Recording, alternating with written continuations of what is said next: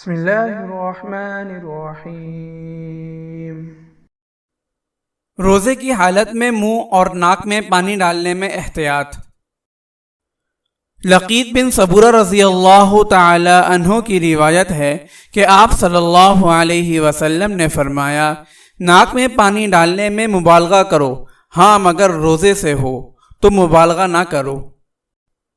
فائدہ: بسا اوقات کلی اور ناک میں پانی ڈالنے میں مبالغہ کرنے سے حلق کے نیچے اور ناک کے اوپر پانی آ جاتا ہے، جس سے روزہ ٹوٹ جاتا ہے، اس لیے روزے کی حالت میں احتیاطاً منع کیا گیا ہے۔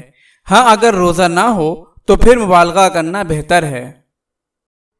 اگر آپ اس صدقہ جاریہ میں شامل ہونا چاہتے ہیں تو چینل کو سبسکرائب کریں اور لائک اور شیئر کرنا نہ بھولیں۔ جزاک اللہ خیرا۔